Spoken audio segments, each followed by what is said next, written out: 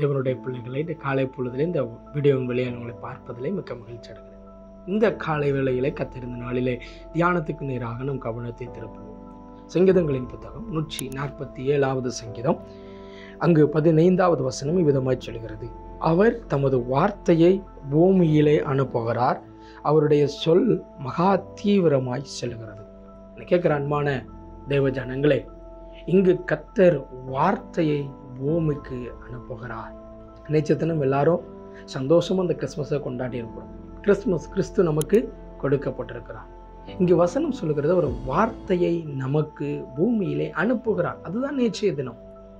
நீங்க வாசித்து பாருங்க, யோவான் 1:1 ஆதியிலே வார்த்தை இருந்தது, அந்த வார்த்தை அது தேவனாய் இருந்தது, அந்த வார்த்தை தேவனிடத்தில் இருந்தது, அது தேவனாயிருந்த வார்த்தை, அந்த வார்த்தை கிறிஸ்துவாக இந்த பூமியிலே வெளிப்பட்டிருக்கிறார், பூமிக்கு அனுப்பப்பட்டிருக்கிறார்.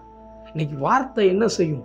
இன்னைக்கு பாருங்க, ஒருவர் மிகவும் நெருக்கப்படும் பொழுது, ஒருவர் மிகவும் சஞ்சலமான ஒரு சூழ்நிலையில் இருக்கும்போது யாரோ ஒருவர் வந்து ஆறுதலாக சில வார்த்தைகளை பேசுகிறாங்கன்னு வைத்துக்கோங்களேன். சில வார்த்தைகளை பேசும் பொழுது அவங்க இருதயம் ஆறுதல் அடையும். சூழ்நிலை மாறிச்சானா? இல்லைங்க, சூழ்நிலை மாறிச்சானா இல்லை. ஆனால் அங்கே வார்த்தைகள் ஒரு மனிதனை ஆறுதல் படுத்துகிறதும் ஒரு மனிதனை தேய்ச்சுகிறதுமாக இருக்கிறது. இன்னைக்கு கர்த்தர் அதே வார்த்தையை தம் பூமிக்கு அனுப்பியிருக்கிறார். அந்த வார்த்தையினை ஆறுதல் படுத்துகிறதா இருக்கிறது, அந்த வார்த்தையினை தேய்ச்சுகிறதா இருக்கிறது, அந்த வார்த்தையினை காயம் கட்டுகிறதா இருக்கிறது. அது கிறிஸ்து என்கிற வார்த்தை. வசனம் பாருங்களேன், அந்த 147 வசனம் சொல்லப்பட்டிருக்கிறது: இருதயம் நொறுங்குண்டவர்களை குணமாக்குகிறார், அவர்களுடைய காயங்களை கட்டுகிறார். வார்த்தை தான் காயம் கட்டும்.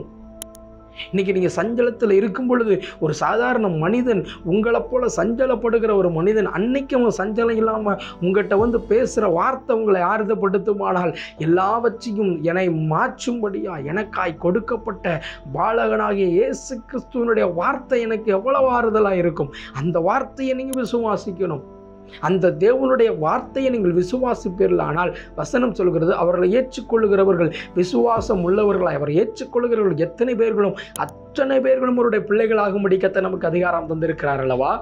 அந்த வார்த்தையை விசுவாசிக்க கற்றுக்கொள்ள வேண்டும். அந்த வார்த்தையை விசுவாசித்து அந்த வார்த்தைகளை நிலைத்து நின்று, அந்த வார்த்தை எனக்காய் கொடுக்கப்பட்ட வார்த்தைன்னு நீங்க நம்பினா, அந்த வார்த்தை உங்கள் இருதயங்களை, நொறுங்குண்ட இருதயங்களை தேய்ச்சுகிறதா இருக்கும், உங்கள் காயப்பட்ட இருதயங்களை காயம் கட்டுகிறதா இருக்கும்.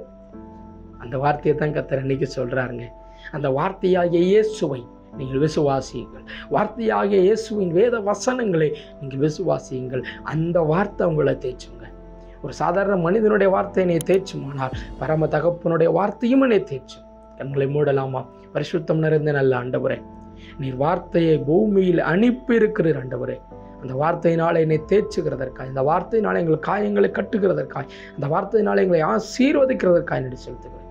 தொடர்ந்து கிருபை இருக்கட்டும். ஆசீர்வதி. இயேசுவின் நாமத்தின் பிதாவே.